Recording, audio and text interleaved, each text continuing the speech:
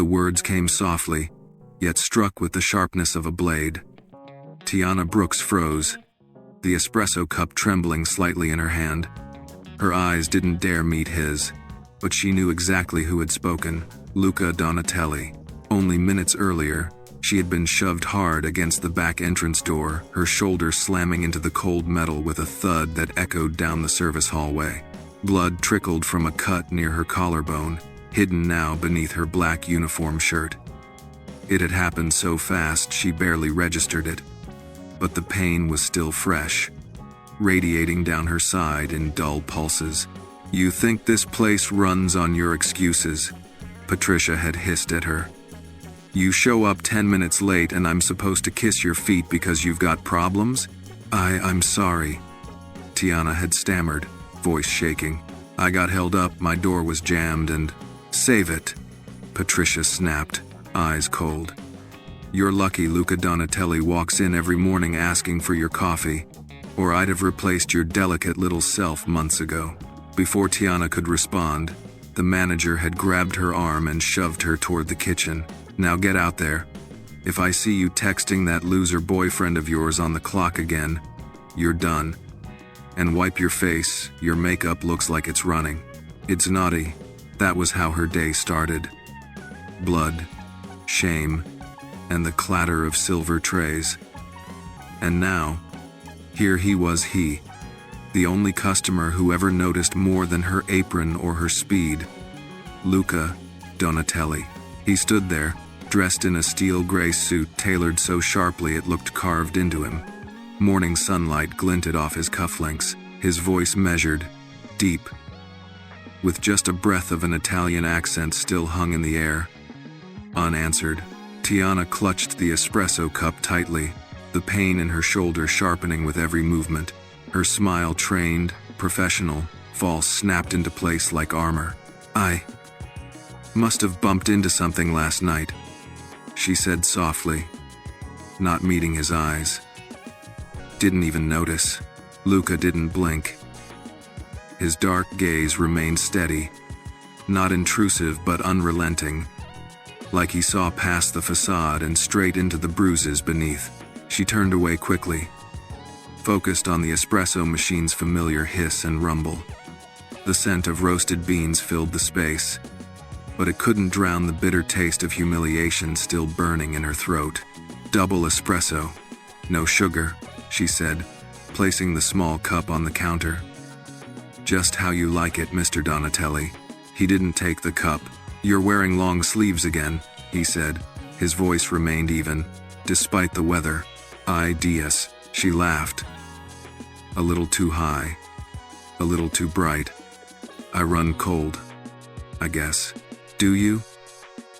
His voice dropped, soft, but pressing. "Or are you hiding something someone else did to you?"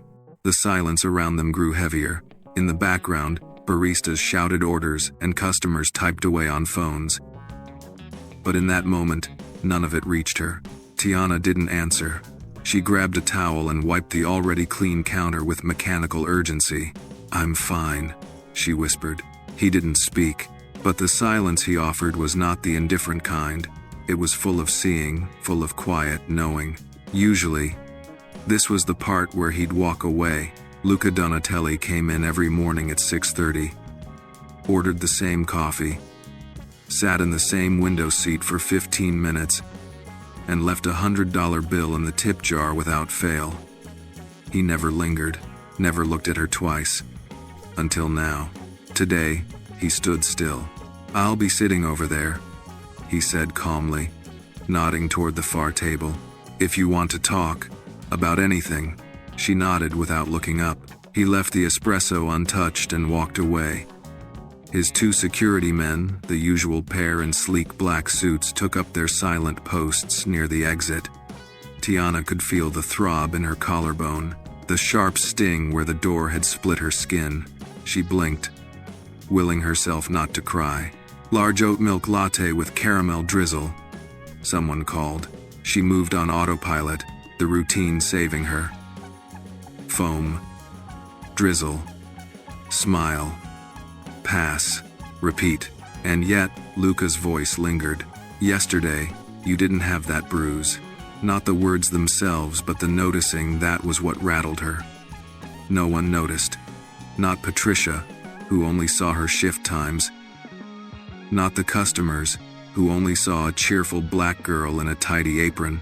Not even Reggie, who hit her, then apologized with flowers from a gas station. But he noticed. When the line finally thinned and she found a moment alone near the espresso grinder, her phone buzzed in her pocket. Redog. Don't ignore me. You know I hate that. She didn't even open the message.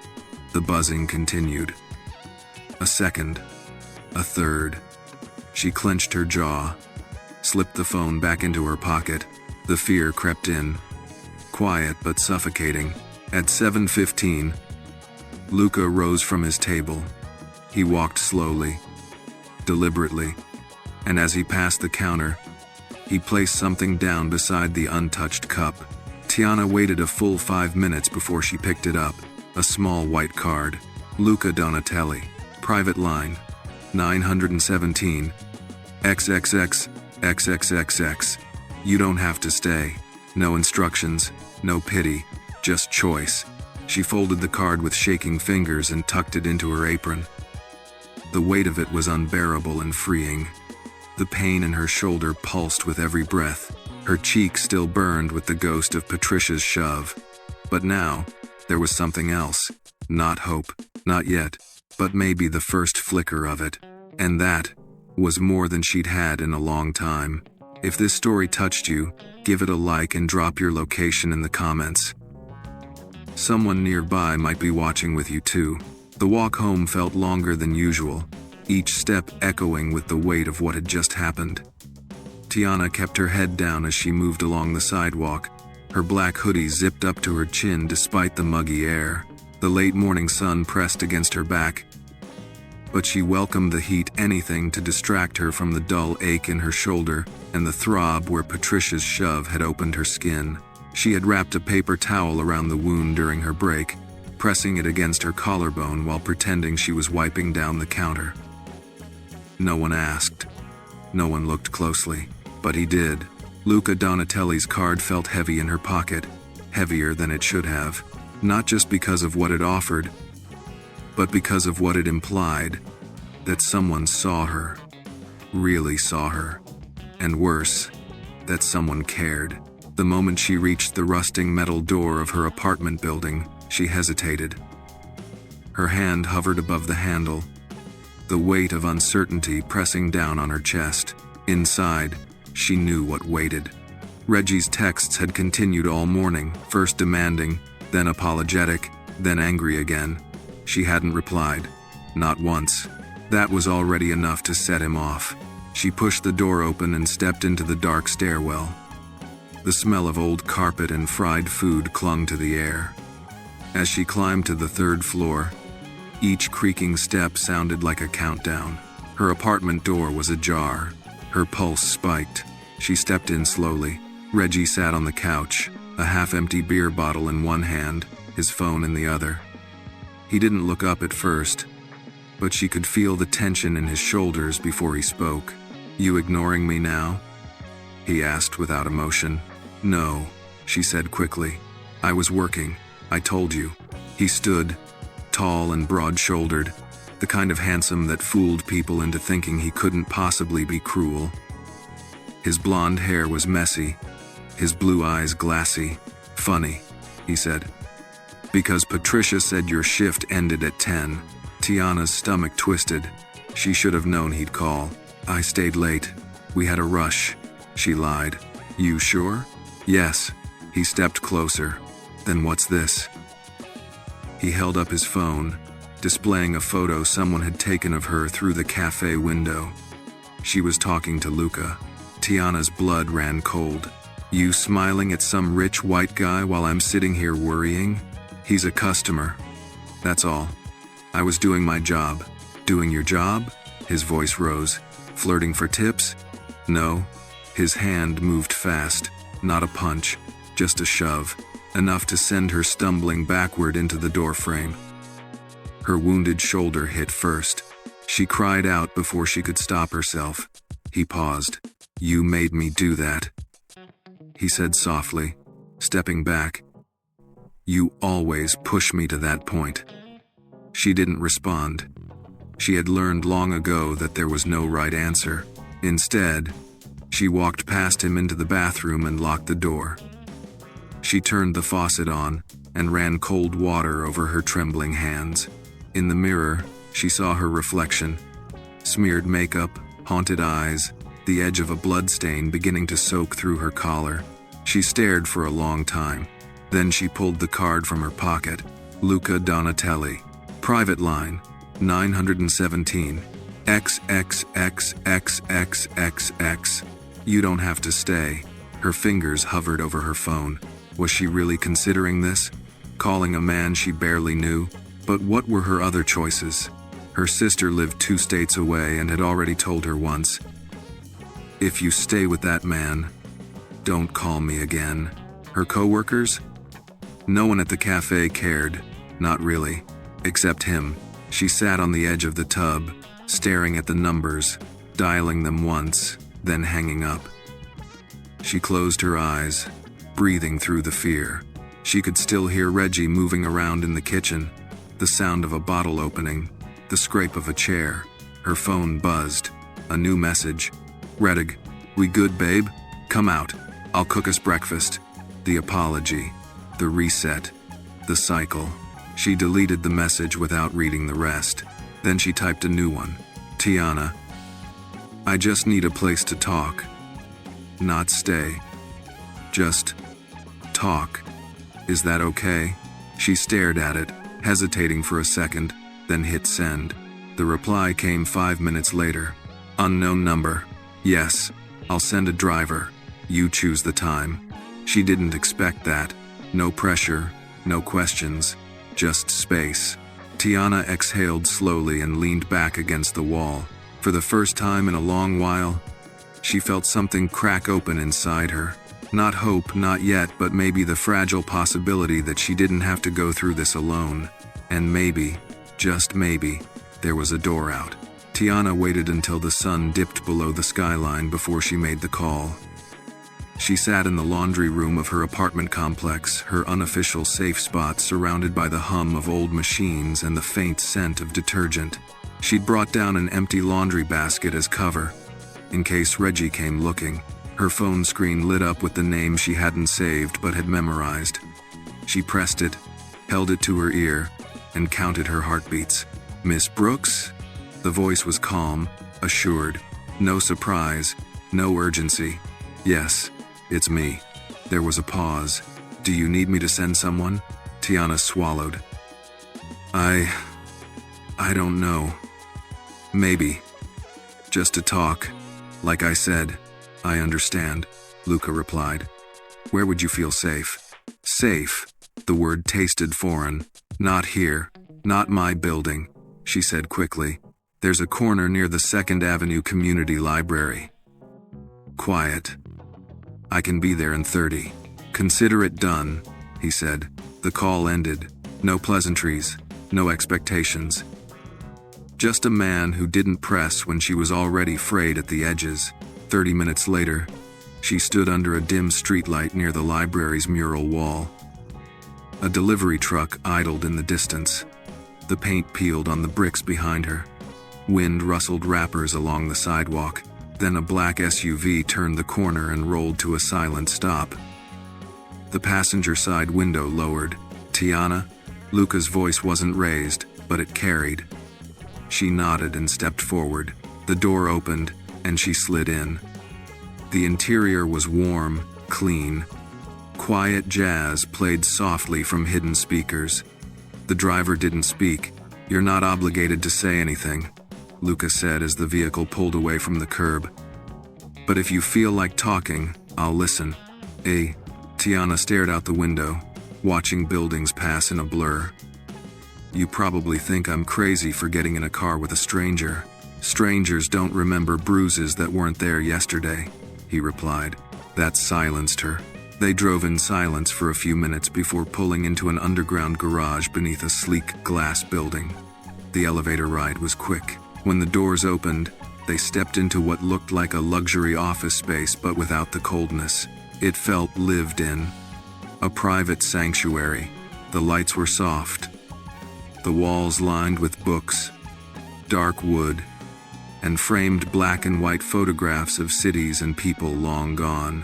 "This is your office?" One of them. Luca walked over to a side table and poured 2 glasses of water. "But more importantly, no one here will interrupt us." She took the glass, fingers trembling.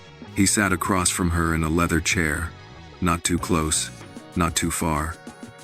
His presence was commanding, but not overpowering. It was clear. He was giving her the room to lead. "I didn't call you to cry on your shoulder," she said, voice brittle. "I didn't expect you to," he answered. Tiana stared at the glass in her hands. Her nails were chewed short. A bruise peeked out from under her sleeve as she adjusted her grip. She noticed Luca's eyes flick toward it, but he didn't comment. "Reggie wasn't always like this," she said finally. "He used to write songs, said he wanted to be the next Kendrick Lamar. He'd stay up late scribbling lyrics in notebooks, reading them out loud to me in the kitchen like I was his audience." "Did he hurt you then?" "No. Not at first." She shook her head. "He had charm. Said all the right things. Never raised his voice. Not until I got promoted at my old job. Just a shift lead. Nothing big. That's when he started drinking more. Asking questions. Accusing. The first time he hit me, he cried for an hour after. I told myself it was the last time. 10C he's S. But it wasn't," Luca said softly. "No." She laughed bitterly. "You know what's worse than the hitting? The quiet. The waiting. Waking up wondering if today's the day something sets him off. A late train. The wrong look. A joke he didn't like. Did you tell anyone?" "My sister," she whispered. "Once. She told me if I stayed, I couldn't come to her again. She has 2 kids. I get it." Luca leaned forward slightly. "You don't have to stay, Tiana. You said that to me, remember? Just to talk. Well, you talked, but I'm telling you something now, and I need you to hear it." She looked at him. "You don't owe anyone your suffering. Not your sister, not Reggie, not your manager. And you sure as hell don't owe it to your younger self, the one who thought she could fix him." Tears stung her eyes. She blinked them back. "I don't have anywhere to go," she said. "I don't have money. I got rent in 3 days, and Patricia's already looking for reasons to fire me," Reggie said. "Reggie doesn't get to say anything anymore." Luca interrupted, his tone firmer now. "If you want out, I can help you. Not forever. Not in a way that traps you. Just to get your feet on the ground. Then the rest is yours." Tiana stared at him, stunned. "Why would you do that?" He hesitated. "When I was 13, my mother had a boyfriend who hit her. I didn't know what to do. I told my uncle. The next week, the man was gone. Not arrested, not missing. Just gone. And my mother got to start over. Someone helped her. I never forgot that." She swallowed hard. "I can't promise I'll be brave." Luca's eyes met hers. "You already are. You got in the car. That's brave enough for tonight." She let the tears fall then, silent and slow. No sobbing, no drama. Just release. Later, as the SUV dropped her off 2 blocks from her building, Luca handed her a second card. "This one's different," he said. "It's the name of someone who can help. No strings. You decide if you use it. But if you ever want out, don't wait for someone to come knocking. Knock for yourself." She nodded, fingers closing around the card. Inside, the lights were off. Reggie was asleep, snoring loudly on the couch. The TV flickered, muted images. Tiana slipped into the bathroom, locked the door, and looked at herself in the mirror. She didn't look strong. She didn't feel strong, but there was something new in her eyes, something just beginning. A door. Not open yet, but no longer locked. The apartment was eerily quiet the next morning. Tiana stood barefoot in the kitchen, watching the coffee maker sputter and hiss like it resented being used so early. Reggie was still asleep, sprawled out on the couch with an open beer can tipped dangerously on the floor. The television glowed faintly, playing an infomercial no one was watching. She clutched Luca's second card in her hand, the paper slightly creased from being held too tightly through the night. Her thumb grazed the name printed in simple serif font. May Whitaker, Women's Resource Outreach. No judgment, just help. Tiana hadn't slept. After returning from Luca's office, she'd spent the night sitting cross-legged on the bathroom floor, knees tucked to her chest, replaying every word he said. She didn't know if she trusted him yet, but she believed him, and that was something. The coffee dripped slower than usual. Or maybe time just felt thick this morning, like it didn't want to move unless she did. She poured a cup, careful not to wake Reggie. As she passed the living room, she glanced at him.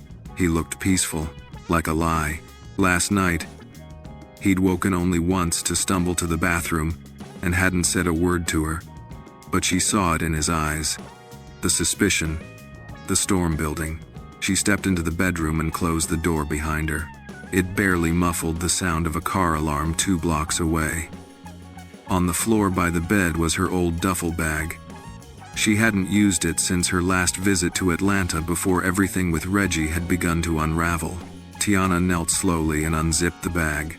It let out a stale puff of forgotten perfume and airport dust. She started with socks, then underwear, jeans, the red hoodie she always wore when she felt most herself. She added her birth certificate and social security card, both buried beneath makeup kits in a drawer. A half-empty bottle of painkillers, a worn paperback copy of The Bluest Eye she'd carried since high school. Each item was a whisper of who she used to be. Before the lies, before the bruises, before she stopped believing she could leave. The door creaked behind her. She froze. Reggie's voice was groggy, slurred with sleep. "You going somewhere?" She turned slowly, heart pounding. "I was just organizing," she said quickly. "Haven't cleaned this bag in months." He rubbed his eyes, scratching his chest as he leaned against the doorframe. "That right?" Tiana gave a weak smile. "You want coffee? I made some." He watched her carefully, and for a moment, she thought he might explode. But instead, he nodded. "Yeah." She passed him in the hallway, her fingers clenched into fists, willing her body to stay calm. She poured his coffee just the way he liked it, black, 3 sugars, no eye contact. He took the mug without thanks. They sat in silence for a few minutes. He on the couch, her on the edge of a dining chair, perched like a bird about to take flight. "You didn't come to bed," he muttered finally. "I didn't feel good." "You seeing someone?" The question came out of nowhere, sharp, accusatory. "No," she said quickly. He stared at her. "Don't lie to me, T. I'm not. It's... You got real quiet lately. Always checking your phone. Taking long shifts. Now you packing bags?" Her breath caught in her chest. "It's nothing like that. I swear." He stood, walked toward her slowly. "You think I'm stupid?" he asked, voice rising. "No." He grabbed her wrist. Not hard, not like before, but enough to remind her of everything he was capable of. She didn't flinch. "Not this time. I'm not seeing anyone," she said again, eyes steady. "But I'm tired. I'm tired of this." "Oh." He released her wrist. "Then leave," he said bitterly. "Go run to whoever's been smiling at you behind that counter. Let him take care of you. See how long that lasts." She stood. "I didn't say I was going anywhere today. I said I'm tired." He didn't answer. Just walked into the bathroom and slammed the door. She moved fast, threw the rest of her clothes into the duffel, slipped her shoes on, grabbed both cards, Luca's and May Whitaker's, and stuffed them into her hoodie pocket. At the front door, she paused. There was no goodbye.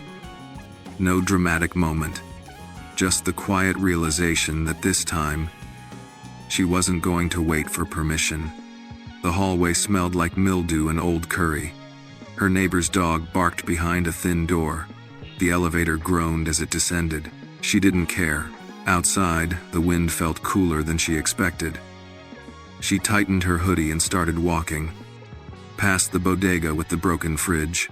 Past the mural she'd helped paint when she first moved in, back when life still held shape. Past the stoop where she and Reggie once laughed at midnight, eating ice cream from paper cups. She walked until she found herself standing in front of a modest brick building with a painted sign. Women's Resource Outreach, ring for entry. She hesitated, then pressed the buzzer. A soft voice answered through the speaker. "Can I help you?" Tiana's voice trembled as she spoke. "I'm here to see May Whitaker." There was a pause. Then, "Come in, sweetheart." The door buzzed. She stepped inside. Warmth, soft yellow lights, the faint scent of lavender, a worn rug with sun-faded patterns, and a woman in her 60s, with silver curls, thick glasses, and the kind of face that had seen pain and chose kindness anyway. "You must be Tiana," May said. Tiana nodded, her eyes stinging. "Yeah, I guess I am. I was place of." May stepped forward and did something no one had done for a very long time. She hugged her. No questions, no sermons, just arms around her, saying, "You made it." The first thing Tiana noticed was the quiet. Not the tense, suffocating quiet of her apartment, where silence always hinted at danger, but a gentler kind, a stillness that held space rather than stole it. May walked her down a short hallway lined with framed photos of women laughing, cooking, gardening. Tiana wondered if they were real residents or staged, but then she noticed the chipped nail polish on one woman's hand, the uneven twist out on another's hair details too human to fake.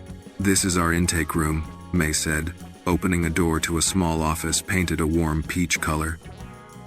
"Nothing formal, just you and me. Sit wherever feels right." Tiana sat on the love seat, hugging her duffel to her chest like a shield.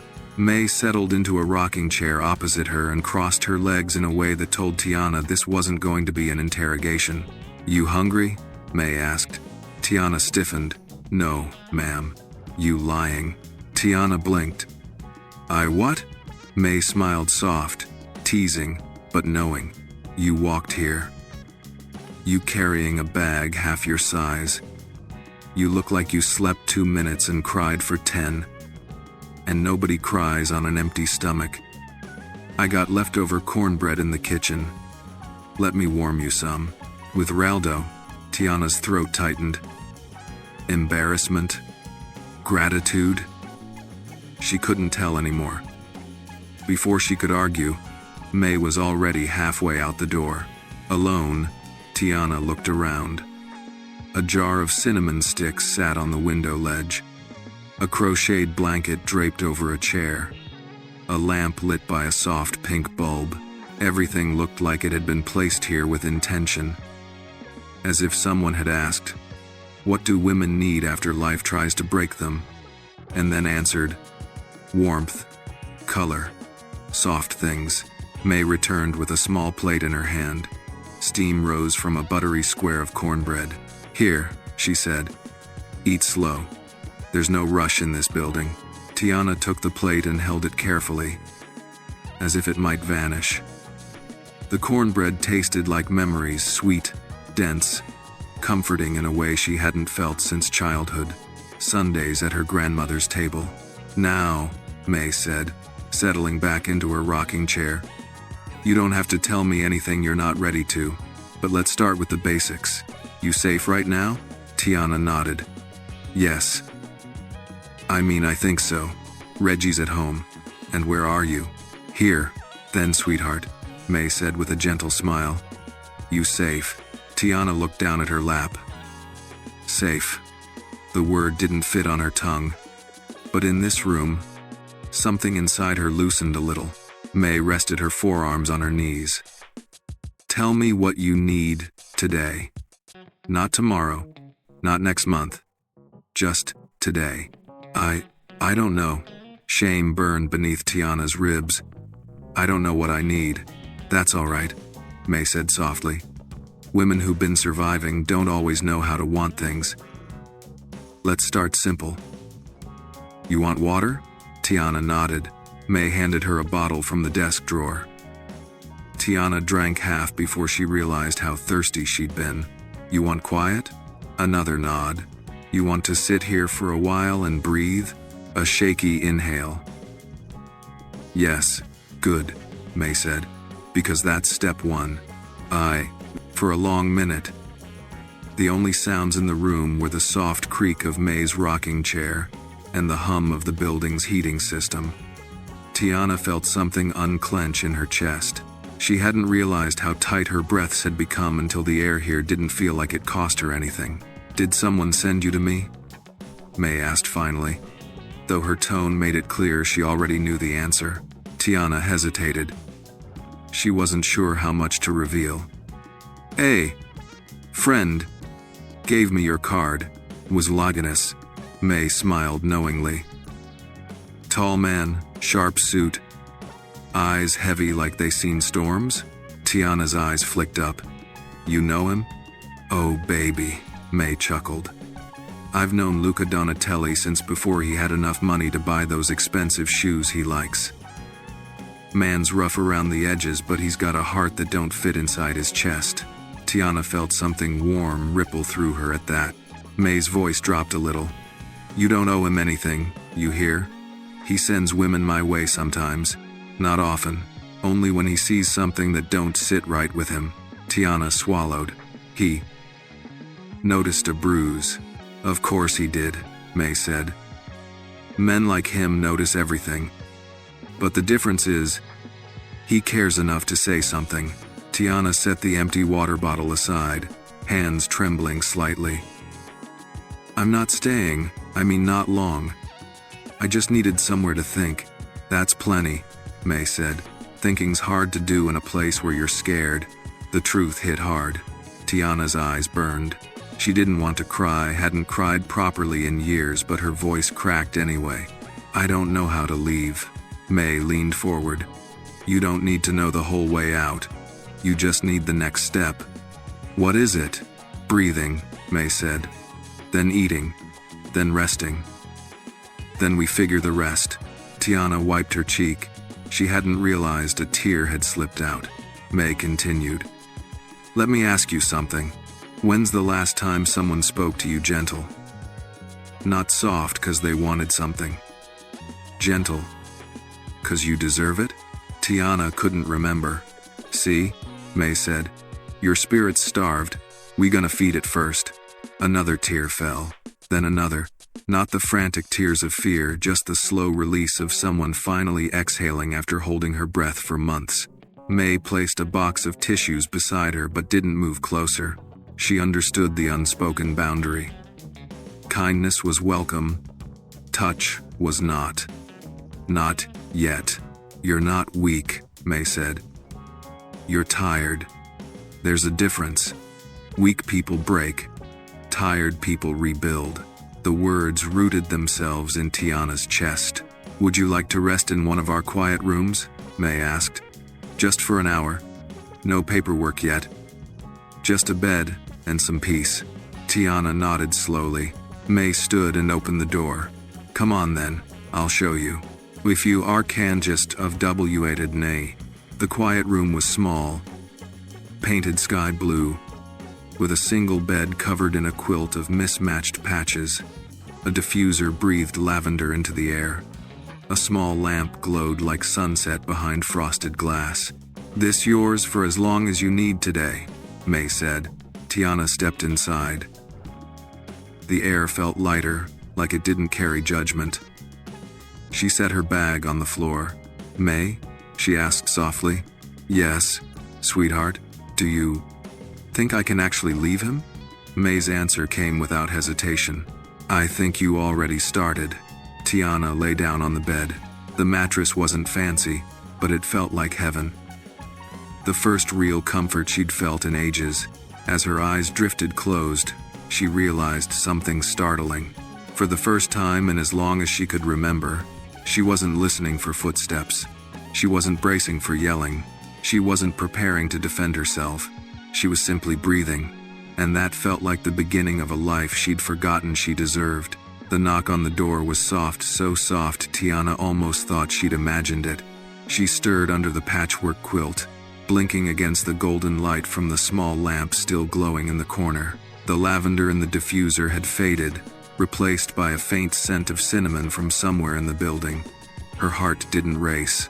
Her breath didn't hitch. She had slept. Actually slept dreamless, uninterrupted, and undisturbed. Another soft knock. She sat up slowly. "Yes? It's May," came the gentle voice through the door. "No rush, honey. Just wanted to let you know it's been about 2 hours. You still got the room if you need it longer." Tiana looked at the clock on the wall. She hadn't meant to sleep that long. Her instinct was to apologize, but she caught herself. She didn't owe anyone an explanation for needing rest. "I'll be out in a minute," she called softly. She slipped out of bed, stretched carefully, her shoulders still sore but manageable now, and walked to the small mirror on the dresser. Her face looked different in this light. Softer, not healed, but less haunted. She ran her fingers over the bruise peeking out from her collarbone. It had darkened overnight. She stared at her reflection. "What now?" she whispered. No voice answered. She opened the door to find May waiting with 2 mugs of tea and an expression that didn't ask questions, just made space for them. "Figured you might want something warm," May said, handing her one of the mugs. Tiana took it with both hands. "Thank you for all this," May smiled. "You don't owe thanks, but I'll take it anyway."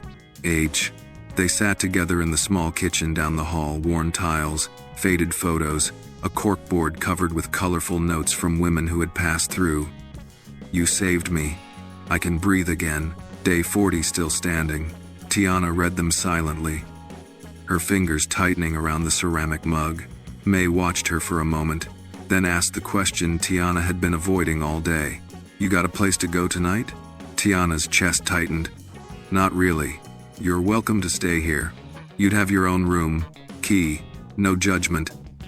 We have a few beds reserved for situations like yours. But what about paperwork? Proof? Police reports?" May shook her head.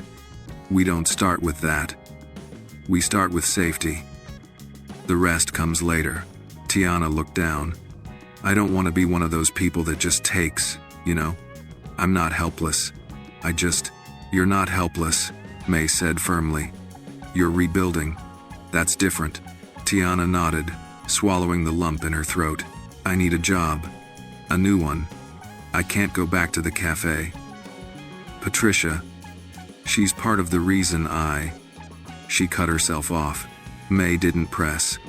"We work with a few employment partners. Businesses that don't ask too many questions but offer fair hours, real pay, and safe conditions. I'll make some calls tomorrow." Tiana blinked. "You'd do that?" May sipped her tea. "Of course. That's what we're here for." Tiana exhaled slowly. "I haven't had anyone help me in a long time without asking for something in return." May leaned back. "Then it's time you remembered what unconditional looks like." The room fell into a peaceful silence again. Then May added, casually, "You know, Luca stopped by this morning. Dropped off a bag of groceries and a stack of prepaid cell phones." Tiana's head jerked up. "He did?" May grinned. "He does it every so often. Never says much. Just walks in like he owns the building, which, technically, he does not, and leaves what he thinks women might need. Fresh produce, cash cards, sometimes even books.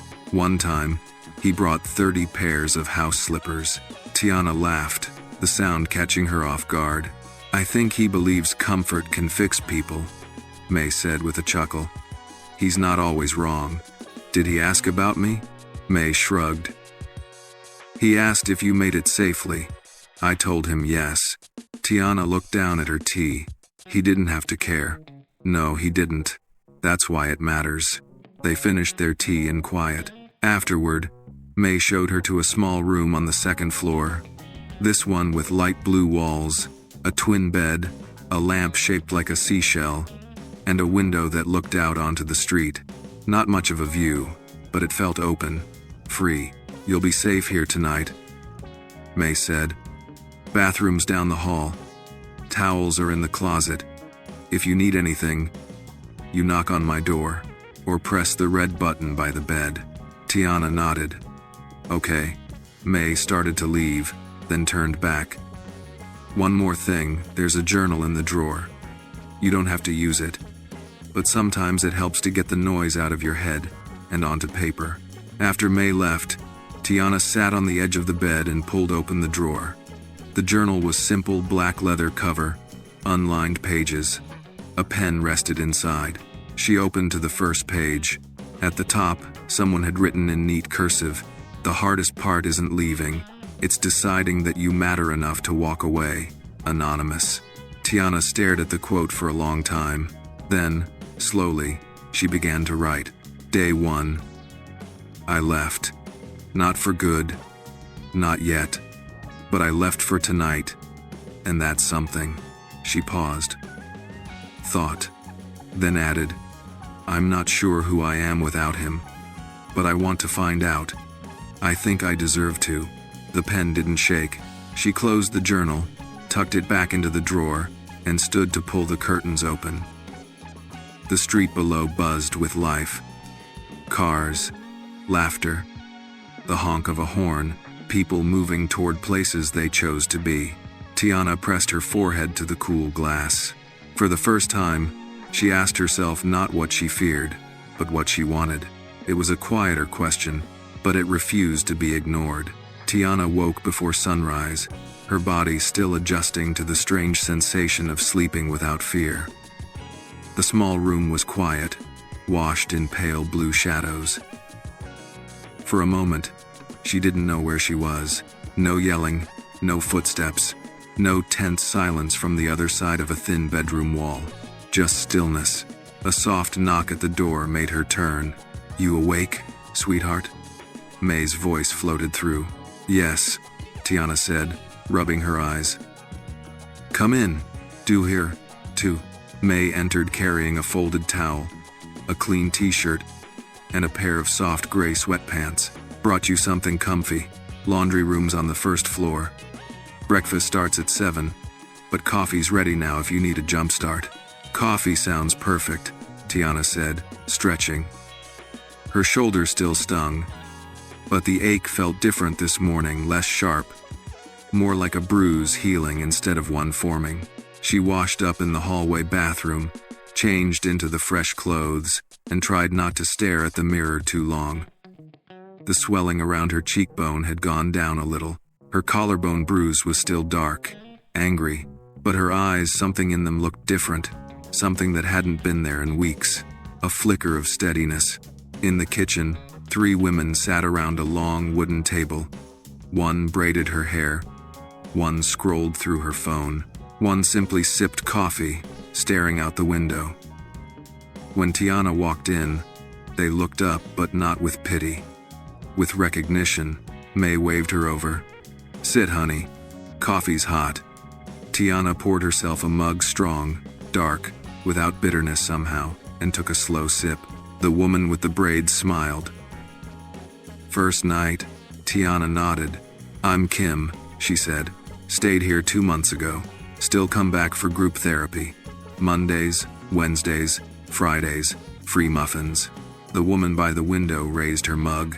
And decent company, she added. Tiana almost smiled. May placed a plate of scrambled eggs and toast in front of her. You need to keep your strength up. You've been running on nerves for too long. As Tiana ate, May sat beside her. When you're ready, we'll go over options for today. I'm not rushing you, but I want you to know what tools you've got. Tiana nodded, swallowing slowly. I think I want to talk about what happens next. That's a good place to start. May leaned forward. But first, I have something for you. She pulled out a small white envelope and slid it across the table. Tiana hesitated. What is it? A phone. Prepaid. No contracts. No tracking. Your name isn't tied to it. This is the number we use to check in on you, and the one you can use to reach us. Tiana opened the envelope and pulled out a simple flip phone. The kind people laughed at. But right now, it looked like freedom. Thank you, she whispered. May shook her head. Don't thank me. Just use it. As breakfast wound down, Kim stood and grabbed her tote bag. You going to the intake meeting, Tiana? I think so. I'll walk you. The staff are good people. They've heard everything. Nothing scares them. May checked her watch. You've got a visitor coming later, by the way. Tiana's stomach tightened. What? Who? May chuckled. Relax. It's not him. That eased some of the tension. It's Luca, May said gently. Tiana froze. Why? To drop off something for you. A letter. May gave her a look. Not a love letter. Sugar. A recommendation. For a job. Tiana inhaled sharply. A job? May nodded. He said he didn't want to pressure you, but he knows a few people. Said he'd help if you wanted it. The tears threatened again, but she blinked them back. All right, she said softly. I'll talk to him. Kim nudged her shoulder. He, the fancy guy in the suit you were talking to at the café? Tiana's cheeks warmed. He's someone who helped. Kim grinned. Girl, let me tell you something. She leaned in conspiratorially. When a man like that notices a bruise you didn't have yesterday, that ain't normal. That's intentional. Tiana shook her head, but she smiled just a little. They walked down the hall to the intake room together. Inside, a young social worker named Danielle greeted them with a soft smile and a stack of papers. Don't worry, she said. Most of this is optional. We're not here to force you into anything. This is just to get you access to resources, medical help, legal aid, counseling, job training, whatever you choose. As Danielle explained each section, Tiana found her hands trembling not from fear, but from the enormity of what she was stepping into. A life she wasn't sure she deserved, but one she was starting to think she could reach.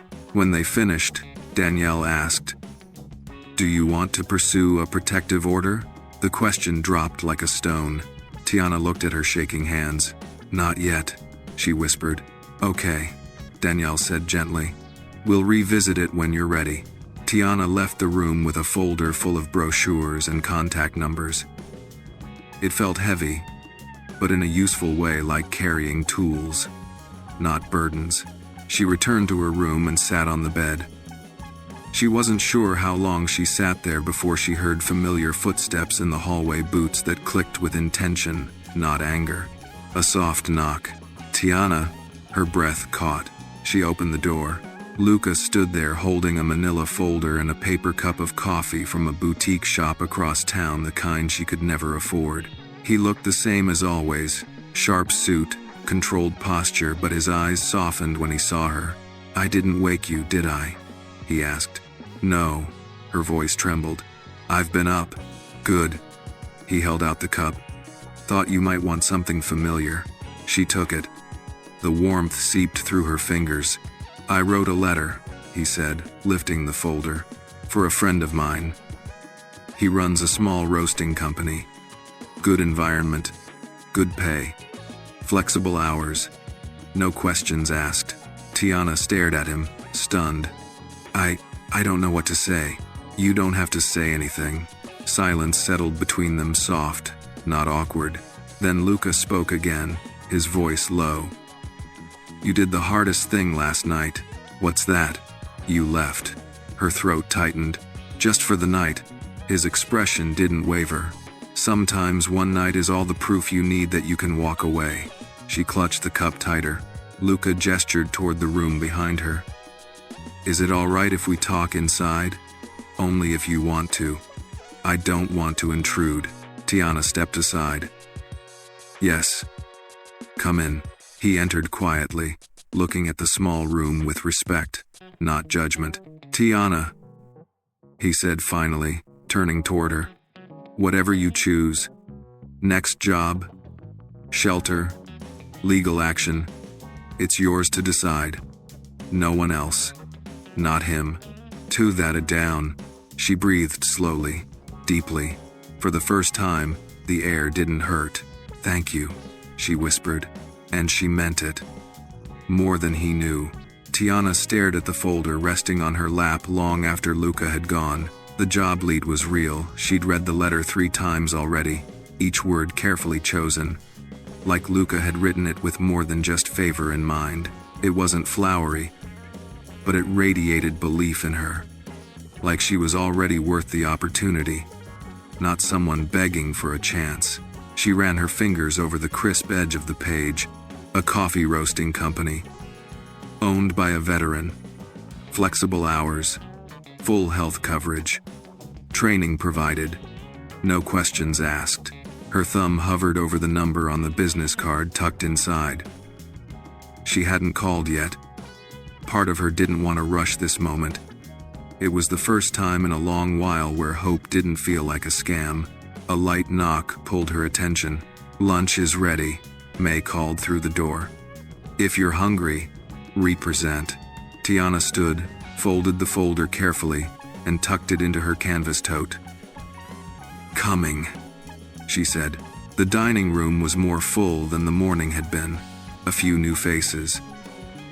The chatter was quiet but warm, like the inside of a family gathering where everyone had seen something terrible and now just wanted peace. The table had bowls of chili, cornbread, and sweet tea in mason jars. It smelled like safety. Tiana sat near the end of the table. A woman with salt and pepper curls nodded at her but didn't speak. Another with wide brown eyes and chipped blue nails passed her the bowl of chili. She accepted it with a soft, thanks, as she spooned food onto her plate. Her thoughts drifted back to the letter, then to Reggie. And the tension returned like a whisper. Would he come looking? He hadn't texted, hadn't called. That scared her more than if he had. After lunch, May pulled her aside. You've been quiet, she said gently. I'm trying to think before I do something, Tiana replied. That's usually wise. May folded her arms. You planning to call that job lead? I want to, Tiana said. I just don't want to blow it. May gave her a warm look. You won't. They don't expect perfection. They expect truth. And I think you've got plenty of that. Tiana nodded slowly. I'll call them this afternoon. May smiled. Good. And remember, there's no shame in starting over. There's power in it. Tiana stepped out into the small courtyard behind the center. The sky had opened up just a bit, sunlight breaking through gray clouds like a promise. A few women were reading on benches or writing in journals. There was even a garden at the back, with rows of herbs and tomatoes still clinging to their vines. She pulled out her phone. The prepaid one, dialed the number. It rang once, twice. Then a friendly male voice answered. Davenport Roasters, this is Rob. Tiana swallowed. Hi, my name is Tiana Brooks. Luca Donatelli gave me your information. A pause, then, you're that Tiana. Luca wasn't lying when he said you might call today. She blinked. He talked about me? Only good things, Rob chuckled. Said you were sharp, hardworking, honest, and that you've been through some things most people wouldn't survive. Tiana didn't know what to say. I've got a morning shift open starting next Monday, Rob continued. We do early prep roasting, bagging, some counter service, but it's low pressure. You interested in coming in to see the place? She exhaled. Yes, I'd like that. Great. Come by this Friday, 8 a.m. I'll show you around. You don't need to bring anything. Just yourself." She scribbled the address down. "Thank you. No need," he said. "If Luca believes in you, so do I. See you Friday." The call ended. Tiana stared at the screen for a moment. Her heart was racing, but in a good way this time. She walked back into the center, and May was waiting with that look again. "How'd it go?" "I've got an interview," Tiana said, a breathless smile forming on her lips. May let out a proud little, See what happens when you make space for life to catch up with you? But the joy didn't last long. That evening, just after dinner, Tiana returned to her room and checked her personal phone, the one she hadn't powered on since arriving. She didn't know why she did it. Habit, maybe. Or that dangerous thread of curiosity. As soon as the screen lit up, her breath caught. 14 missed calls, 7 voicemails, all from one number. Reggie. She stared at the screen like it was radioactive. Her finger hovered over the voicemail icon, then pulled back. She dropped the phone onto the bed, heart pounding. May knocked a minute later. She didn't say anything, just stepped in, saw the panic on Tiana's face, and quietly sat beside her. "He's called," Tiana whispered. "Did you listen?" "No." "Good." May placed a hand gently on her shoulder. "You don't have to." Tiana shook her head. "I know. It feels like opening a door I spent days trying to close." "You don't owe him your ears. Not even for closure." Tiana turned to her. "What if he's outside right now? What if he figures out where I am?" May's voice was calm. "He won't. He'd have to climb through a dozen layers of concrete, policy, and pissed off women with nothing to lose. You're safer than you've ever been." Tiana laughed through her panic. "That's terrifyingly comforting." May smiled, then grew serious. "But we will be ready. If he tries anything, we have procedures, restraining orders, police partners, legal aid. You're not alone in this. Not anymore." Tiana nodded, her eyes filling again, but this time with something new. Not fear, gratitude. That night, she left the personal phone powered off. She wrote more in the journal, read half a chapter of her old paperback, set an alarm for Friday. She was starting something, and even though the past had called 14 times, she didn't have to answer. The morning of the interview, Tiana woke up before her alarm, her stomach twisted with a mixture of anticipation and nerves, the kind that made her question if she was ready, even though every part of her had fought to get to this moment. She dressed simply, a crisp white blouse May had lent her, paired with dark jeans and clean sneakers. Her hair was pulled back into a neat bun, and she wore no makeup except a light gloss. May had pressed into her palm with a wink. For a little shine, not for anyone's approval. In the mirror, she barely recognized herself, not because she looked different, but because of how she was standing, shoulders a little straighter, eyes that didn't dart like prey. She still felt the fear, but beneath it was something steadier, resolve. At 7:10 a.m., she stepped onto the sidewalk with her canvas tote and prepaid phone. May had offered to ride with her, but Tiana said no. "I need to do this alone." "Then do it," May said simply. "But call me when you're done so I can be proud out loud." The bus ride across town was quiet. Rain drizzled against the windows, soft and persistent. It wasn't cold, just damp enough to make the city glisten. She rode with her hands folded in her lap, staring at her reflection in the glass and wondering if the world could tell that she was on the verge of something. The coffee shop sat on a quiet corner between a hardware store and a thrift boutique. Davenport Roasters, read the wooden sign above the door. Hand-carved and painted with faded navy blue letters, a warm light glowed from inside. Through the window, she could see shelves of beans, a long espresso bar, and several customers already tucked into corners with laptops or conversations. She stood outside for a full minute before reaching for the handle. "Good morning," called a voice from behind the bar. A tall man with a weathered face and silver at his temples smiled at her. "You must be Tiana." "I am," she replied, voice soft but steady. "I'm Rob," he said, wiping his hands on a clean towel. "Luca told me you're punctual. That checks out." Tiana smiled, grateful that Rob didn't extend his hand or force pleasantries. He just waved her over to the side of the counter. "Let me show you around." The tour was brief but thorough. He walked her through the roasting room, a surprisingly peaceful space filled with the rich scent of beans warming in rotating drums, then the back room, where staff bagged, labeled, and stacked orders for delivery. And finally, the break room small, but with a couch, a microwave, and a bulletin board pinned with birthday cards and inside jokes. Rob stopped near a large chalkboard that listed weekly staff shifts. "We're not fancy," he said. "We don't expect people to know the difference between Tanzanian Peaberry and Sumatra Dark. But we work hard, take care of each other, and we tell the truth. That last part's the most important." Tiana nodded. "That's something I can do." Azuta.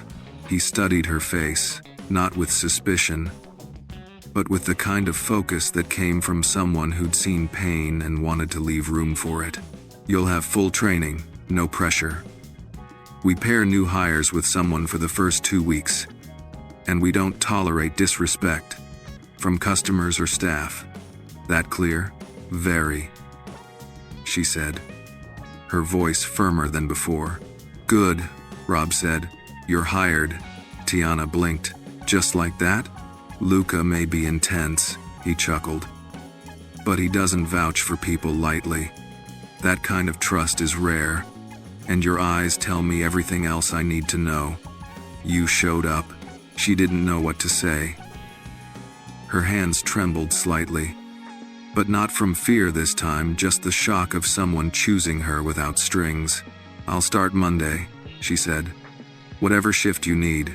We'll start slow," Rob said. 8 a.m. to noon. "Get your bearings. We'll build from there," reasoned. They good. She stepped out into the rain, and for once, didn't bother with her hood. The drops on her face felt good cleansing, even like she was being rinsed of the weight she'd been carrying. Tiana made her way down the street and found a small park nearby. She sat on a bench under a sycamore tree and took out her journal. "Friday. I got the job." He said. "You showed up like it was the bravest thing." Maybe it was. She closed the notebook slowly, her hands curling around its spine. A quiet vibration buzzed in her pocket. The prepaid phone. "May." Tiana smiled as she answered. "I got it." She could practically hear the grin on May's face. "Of course you did, baby. I was proud of you before you even walked in." "Thank you," Tiana whispered. "Now go celebrate. Do something little for yourself. Doesn't have to be fancy, just has to be yours." Tiana hung up and sat still for a moment. What did she want? A coffee shop across the park called her name, small, nondescript, with a chalkboard menu and folk music leaking from the door. She walked in and ordered a muffin. Blueberry. When the barista asked, "For here or to go?" she surprised herself. For here. She sat by the window with her muffin and let the silence wrap around her. She didn't scroll her phone, didn't look over her shoulder, just sat. An hour later, she returned to the center. May met her at the door. "You look different." "I feel different." May's voice dropped to a whisper. "Now that you've crossed that line, there's no going back. You know that, right?" Tiana nodded. "I don't want to go back." "Good," May said. "Because the future's wide open, and baby, you've earned every step of it."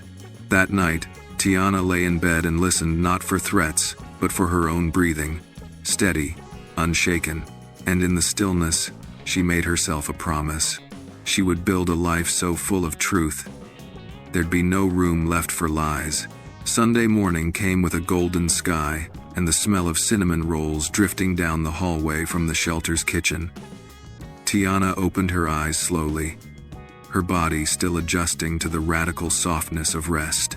Her dreams had been scattered, a flash of the café, the burn of Reggie's voice in her ear, but also May's warm smile, the gentle clang of coffee grinders, and a stranger's voice saying, "You're hired." She sat up, blinked into the soft light, and let the calm wash over her. Her body still ached in places, bruises fading slowly, but her mind felt hers. In the mirror above the desk, her reflection looked less like someone surviving and more like someone becoming. She ran a hand over her bun, smoothing it back into place, then reached for her journal.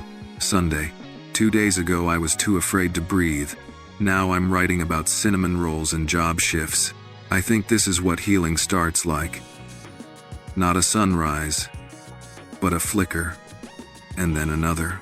Downstairs, May was already holding court in the kitchen, humming a hymn under her breath as she flipped bacon in a skillet. The other women moved around her like this was ritual, sacred, and ordinary. Kim was slicing oranges. Another woman, Denise, poured juice into mismatched glasses. May looked up and beamed. There she is. Miss Working Girl. Tiana smiled, ducking her head. "You ready for orientation tomorrow?" May asked. "More than I thought I'd be." "You'll do fine," Kim chimed in. "You made it through May's chilly night and still have both eyebrows. You're already a survivor." Laughter bubbled up from the table. Tiana sat down, the warmth around her settling like a blanket over her shoulders. This wasn't a permanent home, but it felt like a launching pad. As the women passed plates and stories, some heavy, some funny, Tiana felt the strangest urge. She wanted to say her name, out loud, to claim it, not just answer to it. When Denise mentioned something about an old boyfriend who tried to train her like a dog, Tiana spoke without thinking. That's what Reggie used to say too. The table quieted, but not in discomfort. Kim leaned forward. "He said that to you?" Tiana nodded. "Called it discipline. Said I needed to learn how to act. Is know it." May's spatula paused mid-flip. Denise let out a soft whistle. "We've all heard that song, honey. Just different verses." Tiana looked around the table. Every woman nodded in silent agreement. And then May spoke, calm but firm. "Well, let me say it out loud for the record. That ain't discipline, that's abuse." Silence again. But this time, it was thick with something strong validation. Tiana swallowed. "Sometimes I wonder if I'm exaggerating. Like, maybe I overreacted. I cast a video." "You didn't," May said instantly. "You reacted just enough to save your own life." Tiana's eyes filled. "But he never broke a bone. Never sent me to the hospital. You waiting for an ambulance to confirm you're in pain?" May asked gently. "Emotional bleeding don't show on x-rays." The table murmured soft agreement. Someone reached across and touched Tiana's wrist. She didn't flinch.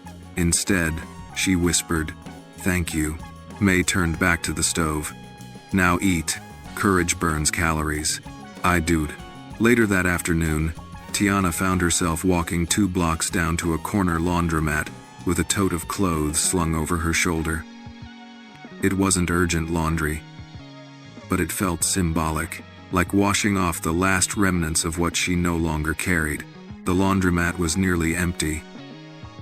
Just a quiet older man folding towels and a teenage girl reading manga in the corner. Tiana loaded her clothes, poured in detergent, and sat near the window while the machine hummed. She pulled out her phone, the safe one, scrolled to May's contact, then paused. Then she opened the gallery. There were no pictures, no saved videos, no clutter. She hesitated, then opened the camera and, for the first time in years, took a photo of herself. No filters, no smile she didn't feel, just her. And then, without warning, her phone vibrated in her tote. She'd kept it turned off since Thursday. But somehow, it had powered on. The screen glowed with a new message.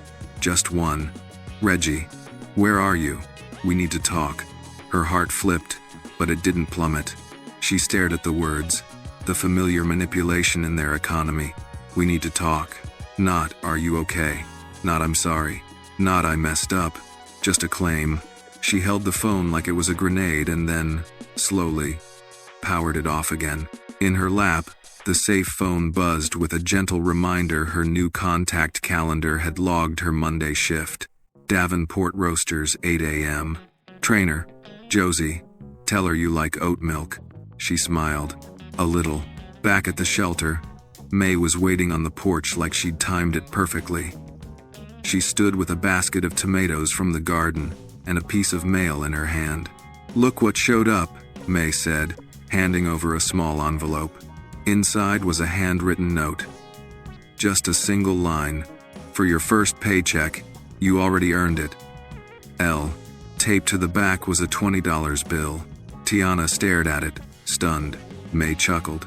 Men like Luca say more with silence than speeches. But when they do speak, it sticks. Tiana folded the bill into her wallet carefully, like a talisman. That night, as she lay in bed, the wind rustled against the window. But she wasn't afraid. She thought about her name again. About how Reggie used to spit it out like a warning. A command. But here, May said it like a song. And tomorrow, a stranger named Josie would say it while teaching her to grind beans and steam milk. And eventually, she might say it herself with pride. Tiana Brooks. Someone with a job. Someone with a future. Someone with a name that didn't belong to someone else's violence but to her. Tiana stood in front of the full-length mirror inside Davenport Roaster's tiny employee bathroom. Her breath held as she adjusted the strap of her brown canvas apron. The material still smelled like starch and fresh air. She had a new name tag, nothing fancy. Just white letters on a copper background. Tiana. Barista in training. Simple, direct. But it felt like it weighed more than gold. She smoothed her blouse, tied her curls back again, and studied herself. Not the bruises, they were fading now, but her posture. Her expression. You've got this, she whispered to the mirror, not quite believing it yet, but trying anyway. Outside, the cafe buzzed with early Monday energy. The espresso machine hissed. A low playlist of vintage soul music played in the background. Rain had just ended, leaving the street outside glistening and the windows fogged at the edges. It was the kind of cozy setting she'd always longed to be a part of, not just serve from the sidelines. Josie, her assigned trainer, stood behind the counter. She was in her mid-40s, white, with short, spiky red hair and silver hoop earrings. She looked like someone who'd once led a punk band and now organized community cleanups on weekends. Tiana, Josie called over her shoulder. You ready to burn your first espresso? Tiana chuckled nervously as she joined her behind the counter. I'm ready to try. That's all we ask, Josie said, handing her a portafilter. Don't worry. The machine doesn't bite unless you forget to lock this in properly. Then it just spits at you in rage. They started slow grinding beans, tamping them, learning the rhythm of the machine's hisses and hums. Josie walked her through every step with humor and patience, and when Tiana's first shot came out too watery, Josie just said, Your next one's already better. Customers flowed in and out. No one batted an eye at Tiana fumbling with lids or double-checking tickets. One older gentleman even said, Take your time, dear. The world ain't on fire. By noon, she was sweating under her apron, but smiling, actually smiling. You're doing great, Josie said, handing her a fresh bottle of sanitizer. And that's not a compliment. It's a statement of fact. Thanks, Tiana said, breathless and surprised. I thought I'd freeze, Josie leaned in. Everyone freezes on day one. What matters is that you kept going. Most folks don't. Tiana blinked. You sound like you've done this before. I trained a lot of women who come through places like May's, Josie said. I know the signs. Tiana stiffened slightly. You knew? Josie's voice softened. Honey, I volunteer there on weekends. I didn't need Luca to tell me where you were coming from. I just needed to see if you wanted to move forward. And you do." Tiana felt her eyes sting but blinked quickly. Josie patted her shoulder. "You're not here for pity. You're here for purpose. And I'm glad you are." I woed. By the end of her shift, Tiana had learned the layout of the syrup station, how to steam milk without burning it, and how to politely tell a customer, "That's not on the menu, but I'll ask." As she untied her apron in the break room, Rob poked his head in. "Solid first day," he said, handing her a cup of water and a folded piece of paper. She opened it. It was her schedule for the week. Monday through Friday, 8 a.m. to noon. "Keep showing up," Rob said. "That's all I ask." She nodded. "I will." Before leaving, she stopped by the front to watch the rain starting again. The city shimmered under the silver sky, and for once, it didn't feel heavy. She pulled out her safe phone to call May, then stopped herself. She didn't want to just report back. She wanted to celebrate. So instead, she walked to a corner bakery 2 blocks down, bought herself a soft cinnamon bun and a chai latte, sat alone at a window seat, watched people walk by. "This is your life now," she told herself. "You don't owe anyone an explanation." That's when her old phone buzzed from the depths of her bag. Her chest tightened. She pulled it out carefully, turned the screen toward her. 1 missed call, restricted number, no voicemail, no text, just the call. She stared at it. Cold air crept under her skin, then she powered it off again, this time, without hesitation. Later that evening, back at the center, Tiana curled up in the common room with a mug of tea. Kim sat nearby, reading. Denise was crocheting a baby blanket for a shelter client due in 2 months. May entered with a plate of oatmeal cookies and handed one to Tiana. "You called?" she asked. "I didn't," Tiana said. "I went to a bakery instead." May arched an eyebrow. "I bought a cinnamon roll. For myself." May smiled. "And how did it feel?" Tiana looked down at her tea, then back up. "Like I remembered who I was before him." May nodded. "Good. Hold on to that. The world will keep trying to make you forget." Tiana ate the cookie slowly. Soft, sweet, warm. Before bed, she wrote in her journal, Monday. "I wore a name tag today that didn't scare me. I heard my name said without cruelty.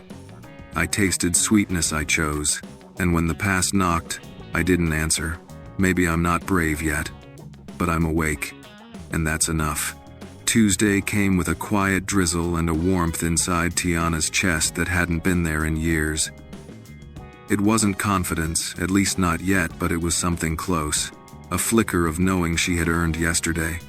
A whisper that said, "You're allowed to try again." She buttoned her blouse with steady fingers, packed her tote with her journal and a protein bar, and tied her apron tighter this time. The mirror didn't feel like an enemy anymore, just a witness. She arrived at Davenport Roasters 10 minutes early. Josie was already at the bar, organizing syrups and singing along softly to an old Stevie Wonder song. She looked up when Tiana entered. "There's my early bird." Tiana smiled. "Morning. Sleep okay?" "Well enough." "Good," Josie said. "Because today, you're learning foam art." Tiana blinked. "Already? Girl, you survived Monday. You're practically a senior now." They laughed, and it didn't feel strange. It felt easy. As the morning rush began, Tiana slipped into her rhythm. Grind, tamp, brew, steam, pour, smile, breathe. The regulars started to notice her. A tall woman in a yellow raincoat who always ordered 2 Americanos gave her a polite nod. A teenage boy with a stutter said, "You did better than the guy who burned my croissant last week." Even the gruff man with the white beard who never said more than large drip added, "That was quick today." "Thanks." Each tiny interaction built a brick beneath her feet. She was standing taller by noon. After the rush, Josie leaned against the counter and said, "You ever thought about your voice?" Tiana looked up. "What do you mean?" "I mean how soft you talk. It's gentle, yeah, but there's more in there. I can hear it." Tiana shrugged. "I guess I got used to being quiet." Josie didn't push, just nodded. "Well, when you're ready, let that thing out. It's stronger than you think." Later, during her break, Tiana sat on the bench out back behind the café. She sipped water and watched rain run down the alley walls like silver threads. Then she heard it, the sound of a voicemail notification. On the safe phone, her stomach tightened. She pulled it out. It wasn't Reggie. It was from a blocked number. But the transcript preview read, "This is Officer Nunez with the 23rd Precinct." Her hands went cold. She hit play. A calm male voice spoke. "Good afternoon. This is Officer Marco Nunez. We received a call about an incident involving a Miss Tiana Brooks. I'd like to follow up regarding your welfare and whether you intend to pursue charges. You are under no obligation to respond, but if you do wish to proceed, we have resources available. You can reach me directly at this number." Tiana stared at the phone for a long time. She hadn't called them. Who had? Her mind raced. Had May filed something? Had someone seen the bruises? But then she remembered. The hospital. That nurse. The clipboard. The question they asked gently before stitching her up. "Do you feel safe returning home?" She hadn't answered. They must have filed a report. She breathed slowly. The thought of police terrified her. It felt loud, final, dangerous. But another part of her, the part writing in the journal, showing up to work, and tasting her own courage, said maybe this was another step. That night, back at the shelter, she found May folding laundry in the common room. The windows were fogged, the lights low. "May? May?" May looked up. "Hey, sugar, you good?" Tiana sat beside her on the couch. "I got a voicemail. From a cop." May's face didn't change. "You want to talk about it?" "They said I could press charges. They have something on file, I think, from the hospital." May nodded. "Sometimes that happens. They report it if they see certain injuries, especially if the patient hesitates to explain them." "I didn't call them," Tiana said, suddenly defensive. "I know, and you don't have to do anything you're not ready for." Tiana clenched her fists in her lap. "But if I don't, it means he's still out there. It means he wins." May folded a towel. "It means you're protecting yourself in the way that feels right for you, not for anyone else." Tiana looked down. "But what if protecting myself means finally making it real? Putting it on record? Making them say his name?" May's eyes softened. "Then we say it. Together. When you're ready." "Oh," Tiana nodded. "Will you help me call back tomorrow? I'll sit right next to you, baby." And for the first time, Tiana didn't feel alone in the idea of justice. It wasn't revenge. It wasn't even rage. It was recording the truth. That night, as the shelter quieted and the other women drifted to sleep, Tiana sat with her journal. Tuesday. "A police officer knows my name now. That scares me. But maybe it scares him too. Maybe my voice isn't just soft. Maybe it's sharp, too. Like light through glass. Tomorrow, I'll say something out loud I never thought I could. And maybe it'll change everything." The next morning, Tiana woke before dawn. The sky was still heavy with sleep, painted in deep navy, not yet touched by the gold of sunrise. Her alarm hadn't rung yet, but her body knew. Today was different. Not because of work, not because of any bruises still healing, but because of a promise she made to herself. She sat up in bed slowly, trying to feel her breath. In, out, in, out. She reached for her journal and opened to a fresh page. Wednesday. Today, I speak. Not for closure. Not for anger.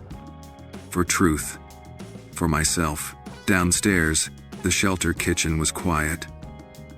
May was already up, of course wearing her deep green cardigan and slippers, stirring oatmeal in a pot, humming something old and soft. Tiana patted in, her hoodie pulled close around her. Couldn't sleep? May asked without looking. Didn't want to, Tiana replied. May smiled, nodded. Coffee's ready. I made it strong. Tiana poured herself a mug. They sat at the table, steam curling between them. Tiana held the phone in her hand, the safe phone. Officer Nunez's number already dialed, her thumb resting on call but not pressing. You want me to step out? May asked gently. No, Tiana whispered. Stay. She pressed the button. The line rang once, twice. Detective Nunez, came the voice on the other end. Steady, warm, not mechanical. Real. Hi. This is Tiana Brooks. You left a message. A pause. Then, Miss Brooks, I'm glad you called. Are you safe right now? Yes, she said quickly.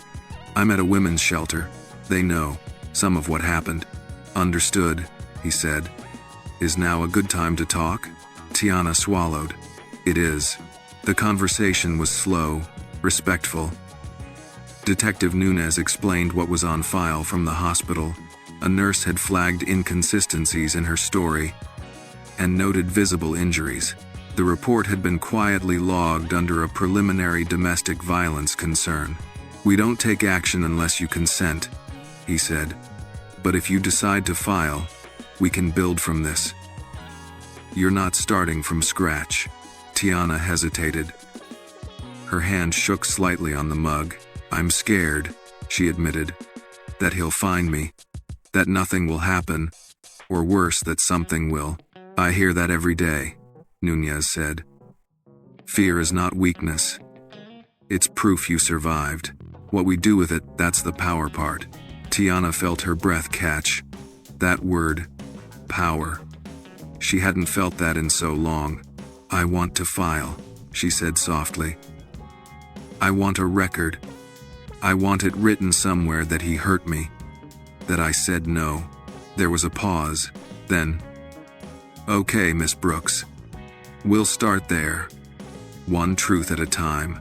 He gave her the next steps, a formal intake at the precinct, or an advocate could meet her somewhere safe.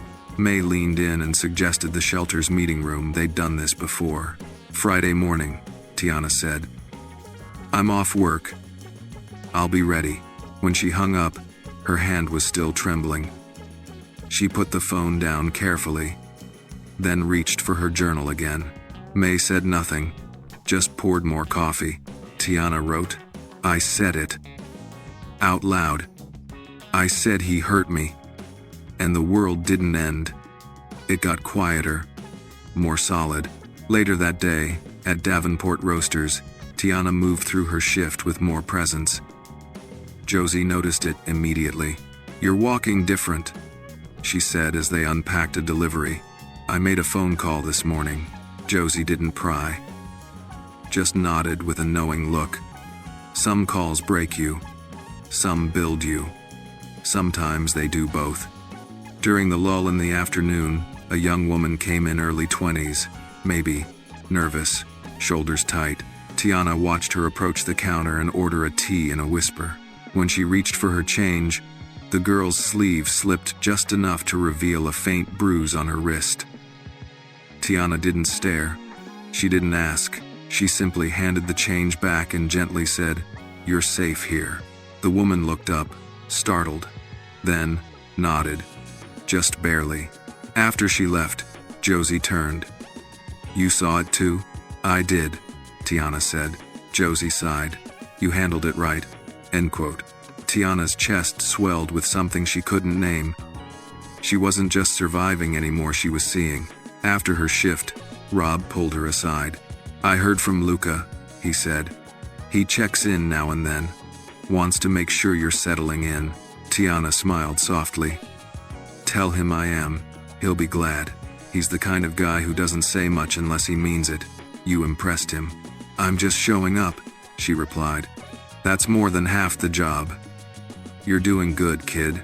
Great ding. She walked home in the golden light of late afternoon. For the first time in years, she didn't feel like the sidewalk beneath her could collapse. Every step was solid, every breath her own.